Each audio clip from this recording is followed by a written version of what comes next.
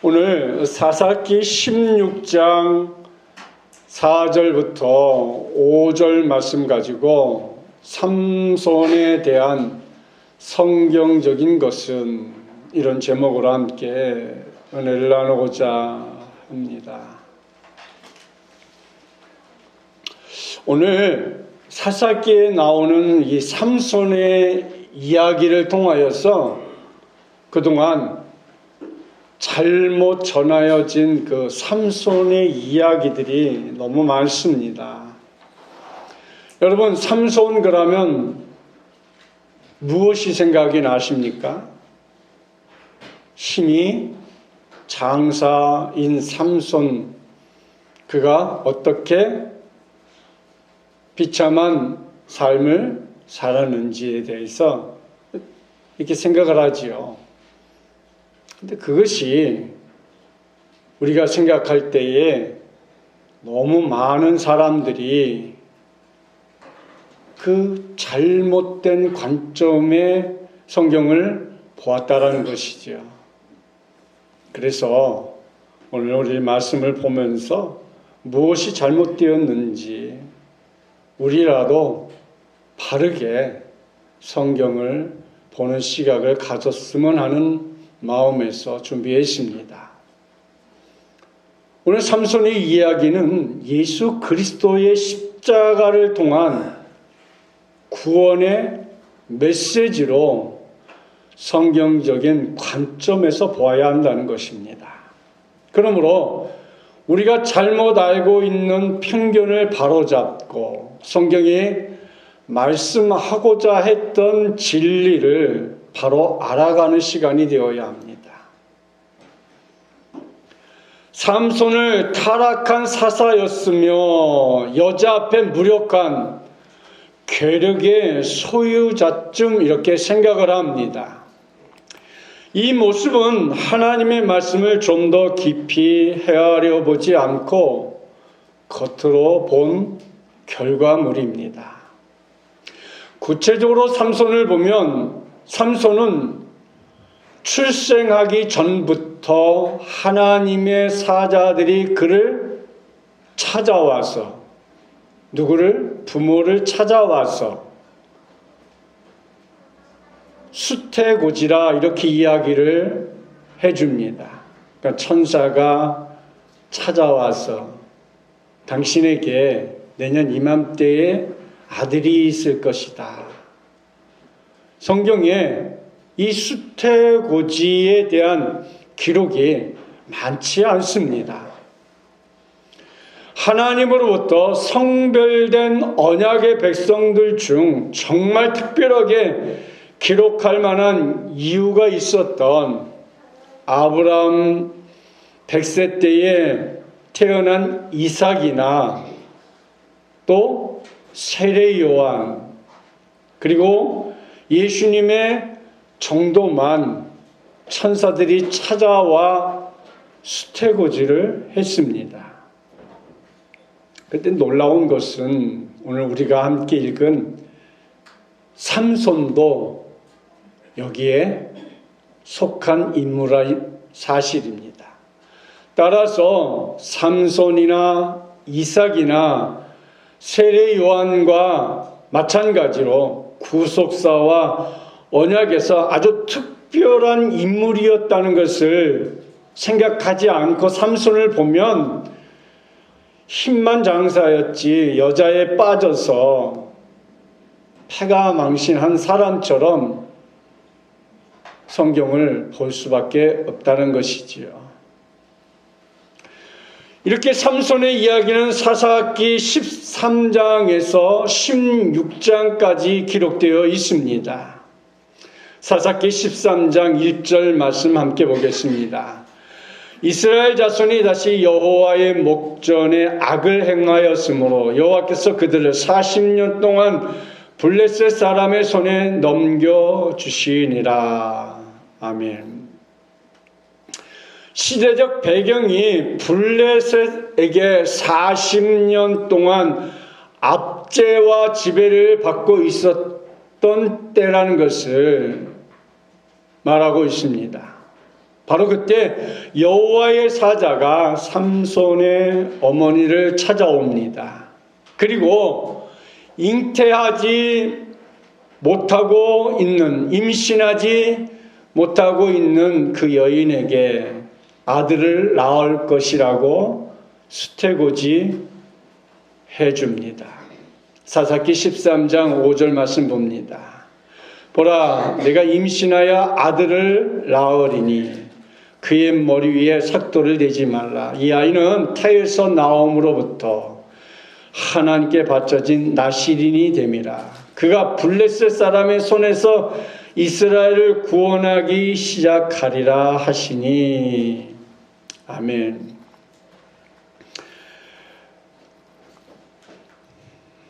여기서 그가 블레셋 사람의 손에서 이스라엘을 구원하기 시작하시니라. 이 말씀을 생각하니까 여러분 무엇이 떠오릅니까? 신약성경 마태복음 1장 21절에 이 말씀이 있죠. 아들을 낳으리니 이름을 예수라 하라. 이는 그가 자기 백성들을 그들의 죄에서 구원할 자이심이라 하니라. 그가 블레셋 사람의 손에서 이스라엘을 구원하기 시작하리라 하시니. 마태복음 1장 21절 말씀처럼 그가 자기 백성들을 그들의 죄에서 구원할 자임이라 하시니.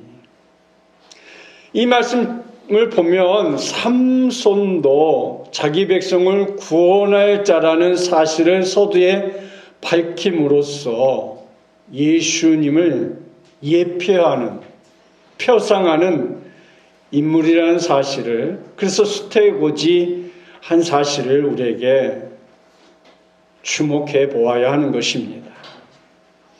또한 삼손의 삶에 등장하는 여자들과 에피소드와 블레셋을 물리치는 장면에서도 지속적으로 우리에게 보여주고 있는 모습을 우리가 발견해야 합니다. 따라서 삼손이 타락한 선지자의 대명사가 아니라 예수 그리스도를 예표하는, 표상하는 그의 삶 속에 십자가가 드러나고 있다는 사실을 우리는 기억해야 합니다. 좀 더 살펴보면 자기 백성들을 블레셋 사람의 손에서 구원할 것이라는 내용으로 시작해서 이스라엘 백성을 구원하기 위해 블레셋 사람들과 함께 죽는 모습으로 사실은 삼손의 이야기는 끝납니다. 따라서 삼손의 이야기는 하나님의 천사가 예언한 것처럼 그가 블레셋 사람의 손에서 이스라엘을 구원한 이야기라는 것입니다. 삼손이 자기 자신의 희생함으로, 죽음으로 말미암아 삼손의 이야기는 시작과 결말이 명확합니다. 이것은 하나님의 소명을 받고 태어나 그 소명대로 죽음으로 완수하는 것을 말합니다. 그런데 지금까지 삼손을 이방 여인을 가까이 했다는 사실 하나로 온갖 억측과 성욕에 들뜬 광대에 비유하여 일그러진 영웅을 만들었다는 사실입니다. 이렇게 수태고지를 받은 장면이 끝난 후 사사기 13장 24절에서 삼손의 유년 시절을 잠깐 언급을 합니다. 사사기 14장 24절 말씀. 그 여인이 아들을 낳음에 그의 이름을 삼손이라 하니라. 그 아이가 자라매 여호와께서 그에게 복을 주시더니. 그런데 참 놀라운 것이 삼손의 어린 시절을 기록한 것뿐만 아니라 이제 마태복음에서 누가복음에 보면 누가복음 2장 52절에 보면 예수는 지혜와 키가 자라가며 하나님과 사람에게 더욱 사랑스러워 가시더라. 이렇게 예수님의 유년 시절을 기억하게 하고 있어요. 그러니까 삼손의 어린 시절, 그 아이가 자라매 여호와께서 그에게 복을 주었다라. 예수님의 모습, 예수님은 지혜와 키가 자라가며 하나님과 사람에게 더욱 사랑스러워 가더라. 이게 그냥 삼손의 이야기로 끝난 것이 아닌, 삼손은 구약의 예수 그리스도를 예표하는, 그래서 더 이상 삼손을 오명을 씌워서 매도할 수 없는 내용들로 가득 차 있음을 우리에게 보여주고 있는 것입니다. 사사기 14장에서 삼손이 성인이 되어서 딥나로 내려가서 블레셋의 한 여인을 보고 자신의 아내로 삼게 해달라고 그 부모를 졸라대고 있습니다. 많은 경우 삼손의 잘못된 편견은 또 여기서부터 시작되지 않았나 생각합니다. 그 말은 하나님의 소명을 받은 자가 율법으로 금지한 이방 여인과 결혼하는 것은 타락한 행위로 보는 시각입니다. 어떻게 사사로서 또 나시린으로서 하나님께 소명을 받은 사람이 그것도 자기 백성과의 결혼이 아닌 이방 여인을 찾아서 그와 결혼을 하려고 하느냐. 근데 성경을 좀 더 자세히 보면 그 시각이 다름을 알 수 있어요. 사사기 14장 4절 말씀에 이 일이 여호와께로부터 나온 것이니라. 아멘. 그 말을 다시 풀면 하나님께서 삼손으로 하여금 이방 여인을 아내로 맞아들이라는 거예요. 삼손이 이방 여인을 아내로 맞아들이는 것은 자신의 뜻이 아닌 하나님께서 하라는 뜻이라는 것입니다. 하나님께서 명령하신 것이라면 그 명령에 순종하는 것이 선인 것입니다. 그것이 바른 것입니다. 삼손이 뒷나로 내려간 사건도 하나님께서 삼손을 통하여서 40년 동안은 블레셋에게서 압제를 받고 있던 이스라엘을 구원하는 장면인 것입니다. 따라서 삼손이 딥나로 내려가 이방 여인을 아내로 맞이하는 것은 타락해서이거나 정욕의 산물이 아니었습니다. 그렇게 삼손이 그의 부모와 함께 딥나로 내려가 포도원에 도달했을 때입니다. 그때 갑자기 젊은 사자가 삼손을 보고 소리를 지르며 달려듭니다. 포도원은 여러분 이사야서나 에스겔 등 성경의 많은 부분에서 이스라엘을 상징합니다. 반면 사자나 뱀은 함께 사탄의 세력을 의미합니다. 이렇게 포도원이라는 이스라엘을 40년 동안이나 원수들의 세력이 지배하고 있었다는 것을 의미합니다. 이런 상황에서 블레셋으로부터 이스라엘을 구원할 삼손이 나타나자 사탄이 대리자인 역할을 하는 사자가 으르렁거리며 소리를 치며 삼손에게 달려드는 것입니다. 사랑하는 성도 여러분, 어떻게 해야 할까요? 당연히 삼손이 으르렁대는 사탄을 이제 물리쳐야 하겠지요. 40년째나 자기 백성들을 핍박하고 압제한 원수가 소리치며 달려드니 갈기갈기 찍어서 죽여야 하는 것이지요. 그래서 성경은 삼손이 사자를 염소 새끼 찍는 것 같이 찍었다 이렇게 말씀하고 있는 것입니다.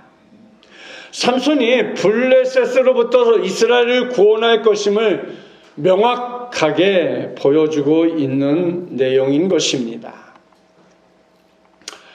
여러분, 삼손이 딥나로 블레셋 여인을 아내로 맞이하려고 내려갑니다. 근데 길을 가다가 자신이 찍어서 죽였던 사제의 시체를 발견합니다. 죽은 시체에서 뭐가 나오죠? 여러분, 죽은 사체에서는 뭐가 나와요? 아유, 이제 점심 먹을 때가 가까운데 구더기가 나오죠. 그렇죠? 보편적으로 죽은 시체에서는 구더기가 나와야 정상입니다. 근데 사사기 성경에 보면 사사기 14장 5절 말씀해 보니까 얼마 후에 삼손이 그 여자를 맞이하려고 다시 가다가 돌이켜 그 사자의 죽음을 본즉 사자의 몸에 벌떼와 꿀이 있는지라 이렇게 기록하고 있어요. 그럼 또 생각나는 게 또 있어야 되겠죠? 불과 제가 설교한 지가 얼마 안 된 내용인데 여러분 기억하십니까? 어디서 들어본 것 같은데 기억이 안 되십니까? 성경에 꿀은 하나님의 말씀이요 진리이며 지혜를 가리키는데 사무엘상 14장 27절에 요나단이 이런 사건을 일으키죠. 보세요. 요나단은 그의 아버지가 백성에게 맹세하여 명령할 때 듣지 못하였으므로 손에 가진 지팡이 끝을 내밀어 벌집에 꿀을 찍고 그의 손을 돌려 입에 대매 눈이 밝아졌더라. 그렇죠? 여기에서도 짐승의 사체에서 꿀을 찍어서 입에 대는 모습을 우리에게 보여줍니다. 이렇게 삼손이 사자의 시체에서 꿀을 먹는 것은 지금까지 사단의 세력, 죄에 의해 가려져 있던 영적인 안목이 열려졌다는 의미를 가지고 있는 것입니다. 이제 비로소 삼손이 이스라엘 사사로 하나님의 사명을 본격적으로 감당해가는 시점인 것을 말씀하고 있는 것입니다. 또 삼손이 혼인잔치에서 이방인들에게 수수께끼를 내고 있는 장면들은 너희들은 눈이 가려져 있기 때문에 하나님의 말씀인 진리를 절대 알 수 없다고 선포하고 있습니다. 당연히 이방인들은 하나님의 진리의 말씀을 알 턱이 없습니다. 왜냐하면 이방인들에게는 진리의 말씀인 두루마리가 봉인되어 있기 때문입니다. 사사기 14장 14절 말씀해 보니까 먹는 자에게 먹는 것이 나오고 강한 자에게서 단 것이 나왔느니라. 여러분 이 말씀이 무엇인지 짐작이 가십니까? 먹는 자에게 강한 것이 나왔다 그랬어요. 강한 자가 누굴까요? 그리고 강한 자에게 단 것이 나왔다 그랬어요. 자, 화면을 보세요. 먹는 자는 강한 자이고 이 강한 자가 사자라는 거죠. 삼손이 수수께끼를 낸 거예요. 블레셋 사람들에게. 그리고 먹는 것은 단 것이다. 가장 단 것은 꿀이라는 것이죠. 이렇게 앞뒤 단어의 조합만 바꿔버리면 이렇게 결론이 난 것이죠. 이 말이 이방인들에게는 진리가 숨겨진 비밀이었기에 결코 수수께끼를 풀 수가 없었던 것입니다. 이 진리를 모르기 때문에 심판을 받을 것임을 예고해도 모르는 것입니다. 얼마 후에 삼손은 염소 새끼를 가지고 그의 아내를 찾아갑니다. 이제 사사기 15장의 내용입니다. 그러나 자신의 아내는 이미 다른 친구에게 주었다는 사실이 성경에 기록되어 있습니다. 그 말을 들은 삼손은 여우 300마리를 붙들어 그 꼬리와 꼬리를 메어 블레셋 사람들의 밭을 불태워 버립니다. 블레셋 사람들이 처가의 가족들을 불살하겠다고 위협하자 자신의 암소로 밭을 갈았으니 그 밭을 곡식들을 불살은 것입니다. 이 일로 처가의 가족들이 죽임을 당하자 삼손은 또다시 블레셋 사람들이 정강이와 넓적다리를 크게 쳐서 죽인 후 에단 바이툼에 머물러 있습니다. 이때 어떤 일이 발생합니까? 삼손을 붙잡겠다고 블레셋 사람들이 유다 땅에 쳐들어옵니다. 그런데 이스라엘 백성들은 그들과 싸우기는커녕 이 일이 삼손 때문이라며 결론을 내립니다. 여기서 3,000명이라는 숫자는 성경에 아주 중요한 숫자가 됩니다. 시내산에서 율법이 선포되었을 때 죽은 이스라엘 백성의 숫자도 3,000명이요. 오순절 성령이 임했을 때도 살아난 자도 3,000명입니다. 이렇게 이스라엘 백성들 전체를 대표하는 3,000명이 찾아와 에단 바이툼에 있는 삼손을 결박해 블레셋 사람들이 데리고 갑니다. 원수의 손에서 자신을 구해준 은혜를 배반하고 은인을 죽음의 자리로 내몰고 있는 사람은 누구의 모습일까요? 지금 이스라엘 백성들이 삼손을 결박하게 내버려 둡니다. 어쩌면 이런 모습이 나와 여러분의 모습은 혹 아닐까요? 예수님이 붙잡혀 갈 때에도 십자가 질 때에도 과연 누가 그곳에 가서 예수님을 대신해서 십자가를 지며 누가 대신해서 그 아픔에 동참합니까? 다 구경꾼들이죠. 제자들은 그렇게 오랜 동안에 예수님과 함께 있었는데도 예수님의 운명을 씌시는 예수님의 제자들이 장례를 치른 게 아니고 다른 사람이 치른 것처럼 지금 삼손의 죽음의 자리로 내몰고 있는 모습이 마치 예수님께서 자기 백성들 앞에서는 도살장으로 끌려가는 순한 어린 양 같은 모습으로 지금 삼손도 결박을 당해 끌려가고 있는 거예요. 그럼 우리가 한번 생각해 보아야 합니다. 삼손이 힘이 없어서 지금 블레셋 군대들에게 붙잡혀 가는 것일까요? 예수님이 능력이 없어서 그 사람들에게 붙잡혀서 십자가에 못 박혀 죽으셨는가요? 그럼에도 불구하고 삼손은 한마디 변명도 없이 순한 양이 되어 결박되고 끌려갔던 마치 우리 주님의 모습을 연상케 하고 있는 것이죠.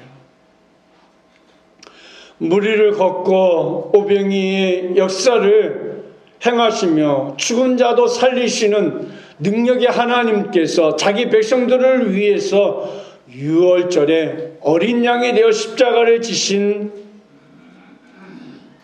모습, 그 모습대로 오늘 삼손도 똑같이 어린 양이 되어서 붙잡혀 죽음의 자리로 나아가고 있는 것이죠. 이렇게 삼손은 철저하게 예수님을 예표하는 사사였습니다. 하나님의 뜻을 따라 자신에게 주어진 소명을 사사로서 이스라엘 백성을 블레셋 사람으로부터 구원하는 모습을 보여주고 있습니다. 이렇게 자기 백성들 앞에서 순한 어린 양같이 결박되어 끌려가는 모습이 결국에는 원수들에게 치명타를 입히는 일이 되었습니다.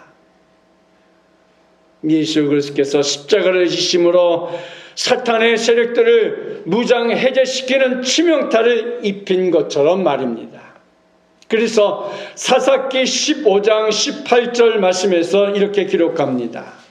삼손이 심히 목이 말라 여호와께 부르짖어 이르되 주께서 종의 손을 통하여 이 큰 구원을 베푸셨사오나 내가 이제 목말라 죽어서 할례 받지 못한 자들의 손에 떨어지겠나이다 하니. 신약성경 요한복음 19장 28절에 보니까 이렇게 얘기했어요. 그 후에 예수께서 모든 일이 이미 이루어진 줄 아시고 성경을 응하게 하려 하사 이르되 내가 목마르다 하시니. 십자가에서 예수님도 목말라 하셨고 삼손도 블레셋 사람들이 나귀특별로 1,000명을 죽이고 여호와께 부르짖었습니다. 이렇게 우리는 사사기에 나오는 삼손이 구약의 예수 그리스도를 예표하는 사사였음을 우리에게 알 수 있는 것이죠. 이제 오늘 본문에 해당하는 사사기 16장에서 삼손이 블레셋의 심장부라 할 수 있는 가사로 가서 한 기생을 보고 들어가는 장면을 우리가 함께 보려고 합니다. 이 장면을 보고 삼손에 대한 잘못된 가치관을 말하는 부분들이 참 많이 있습니다. 성경을 까만 할자로 보면 당연합니다. 어찌 이스라엘 택한 백성이 이방인 여인을 사랑해서 블레셋으로 가서 여인을 취한단 말인가 이렇게 생각할 수 있는 것이지요. 삼손이 기생에게 찾아간 것도 삼손이 여성의 약하다는 논리를 가져다 줍니다. 하지만 잘못된 성경을 잘못 본, 성경을 잘못 해석한 오류인 것을 여러분 아셔야 합니다. 성경에서 창녀는 다름 아닌 하나님의 백성을 비유적으로 말씀하고 있는 거예요.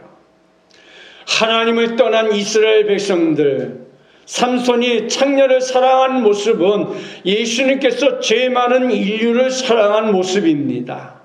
창녀처럼 죄 많은 인류, 죄 속에 죽어야 하는 인류의 모든 사람, 다 비유적인 말씀인 것이죠. 성경은 더 분명하게 이야기하고 있어요. 호세아 1장 2절 말씀 봅니다. 여호와께서 처음 호세아에게 말씀하실 때 여호와께서 호세아에게 이르시되 너는 가서 음란한 여자를 맞이하여 음란한 자식을 낳아라. 이 나라가 여호와를 떠나 크게 음란하였습니다 하시니, 음란한 여자를 맞이하여서 음란한 자식을 낳으라는 거예요. 무엇을 말하고 있는 거예요? 하나님을 떠난 백성들을 하나님 질책하고 있는 것이지요.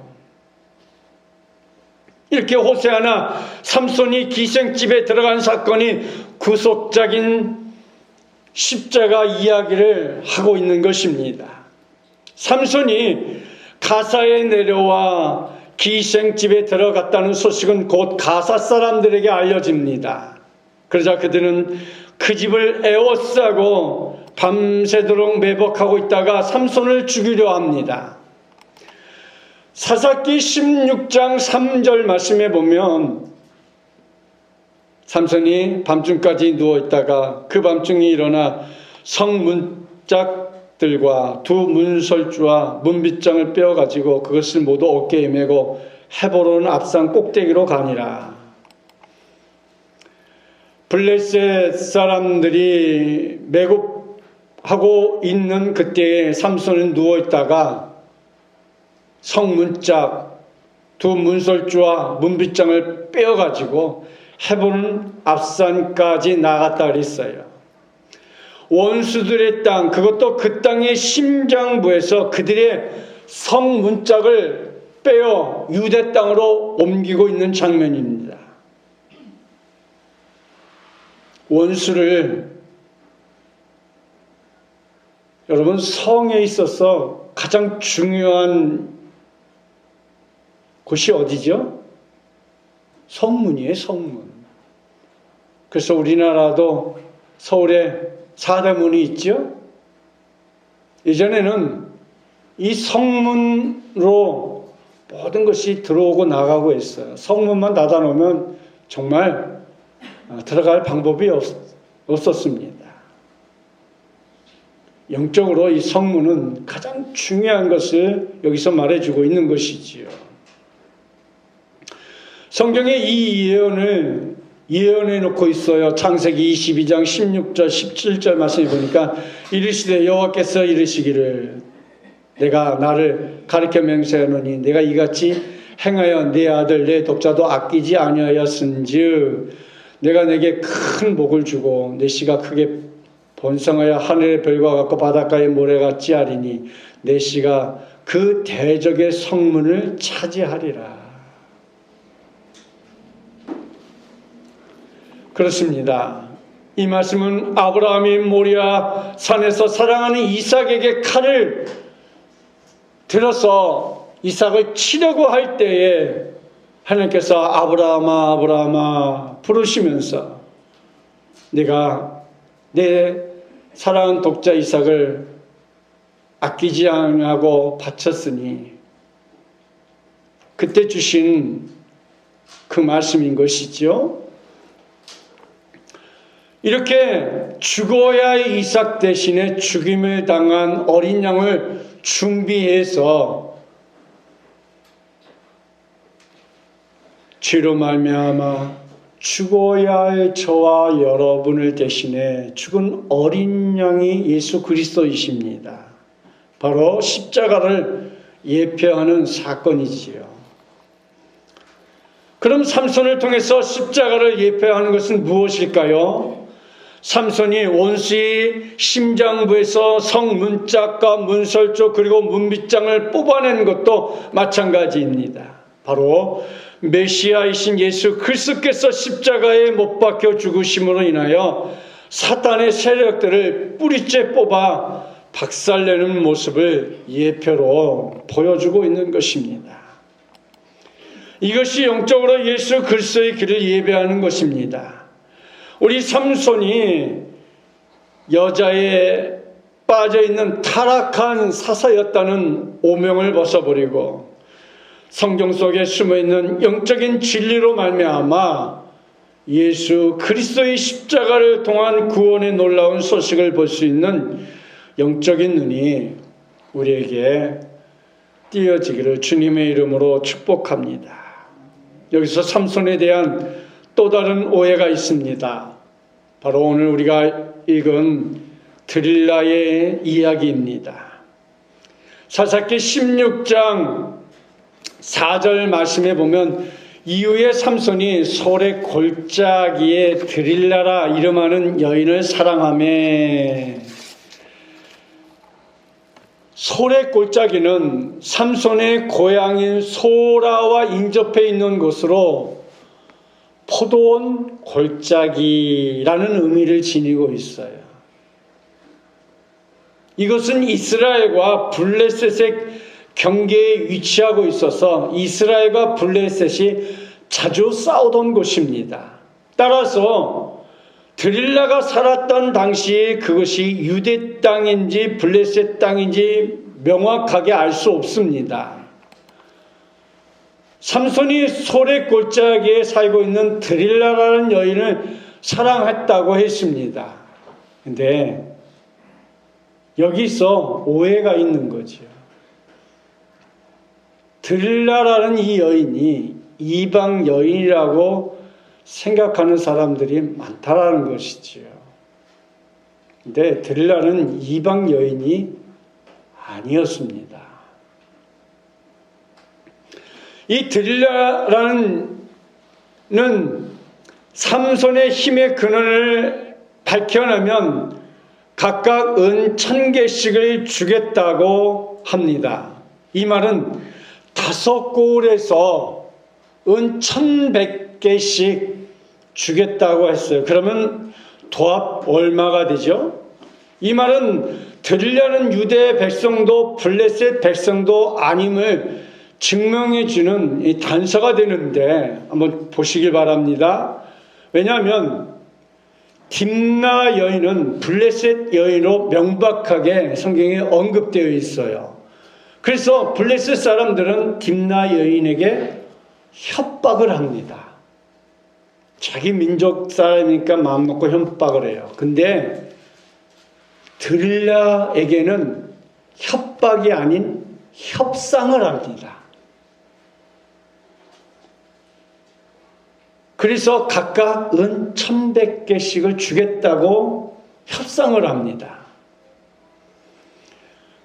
그리고 삼손이 이 드릴라를 위해서 죽었다는 사실인데 많은 사람들은 삼손이 여인 때문에 죽은 어리석은 사사라 몰았어요. 그러나 그렇지 않습니다. 이것이 구약에 흐르는 구원의 언약인 것입니다. 삼손은 드릴라가 자신을 배반했다는 사실을 알았습니다. 그럼에도 불구하고 그녀를 위해 기꺼이 자신의 목숨을 내놓았습니다. 마치 예수님께서 백성들이 다 배반하고 제갈길로 갔어도 주님은 우리를 위해서 십자가에 못 박혀 죽으신 것처럼 하나님의 백성들을 위해 십자가에 못 박혀 죽으신 예수 그리스도의 모습과 마찬가지로 구원을 주시기 위함입니다. 드릴라는 그래서 언약의 백성인 유다 백성이어야 성경적 관점에서 일맥상통하게 흘러가는 구원의 역사가 되는 것입니다. 삼손이 드릴라를 사랑한다는 소식은 블레셋 사람들에게 금방 퍼져나갔고 블레셋 5 방백, 가사, 아스돗, 아스글론, 가드, 에그론 이 5 방백들이 드릴라에게 올라와서 삼손의 그 힘의 근원이 어디에서 있는지 알려달라 합니다. 오늘 은 1100개씩 삼손의 힘의 근원을 파헤치는 드릴라에게 대해서 주겠다고 합니다. 레위인 제사장의 연봉이 은 10개였습니다. 그러니까 5,000개가 엄청난 조건을 제시했을 때에 드릴라는 삼손의 사랑을 헌신짝 버리듯이 그를 배반하기로 마음먹은 것이죠. 왜 여인으로서 그 어마어마한 액수의 마음이 동요하지 않겠습니까? 삼손의 그 힘이 무엇으로 말미암아 나오는지를 알려고 전심전력합니다. 사랑하는 성도 여러분, 우리의 신앙을 되돌아보면서 삼손과 드릴라에 대해서 깊이 묵상하는 시간을 가지면서 말씀을 마치려고 합니다. 나는 물질에 얼마나 초연할 수 있을까? 드릴라에게 주는 것만큼 주면 신앙도 믿음도 모두 헌신자 버리듯 버릴 수 있는 사람인지, 아니면 돈보다는 믿음이요, 돈보다는 신앙이요, 돈보다는 주님을 붙잡을지 우리가 진지하게 생각을 해보아야 합니다. 다음 달에는 6월달 이제 보훈의 달인데 일제 압제에서도 굴하지 아니했던 주기철 목사님처럼 죽으면 죽으리라고 하신 그 우리 믿음의 조상들을 생각해 보면서 과연 우리는 물질 앞에 얼마나 진지하게 주님 앞에 설 수 있는지, 삼손처럼 사명의 자리에서 어떠한 오해와 지탄을 받아도 끝까지 믿음을 지킬 수 있는 성도인지, 지금 기도의 자리로 나아가면서 나의 믿음의 고백이 있어야 할 줄 압니다. 우리는 때때로 하나님의 은혜와 축복을 헌신짝 버리듯이 버리며 살지는 않습니까? 그러면서 하나님은 나를 축복하시지 않는다고 말하지는 않습니까? 우리의 이중적인 신앙을 내려놓고 오직 믿음, 오직 성경, 오직 그리스도, 오직 은혜, 오직 하나님께 영광, 이런 믿음 위에 나의 믿음을 세워가시기를 주님의 이름으로 축복합니다.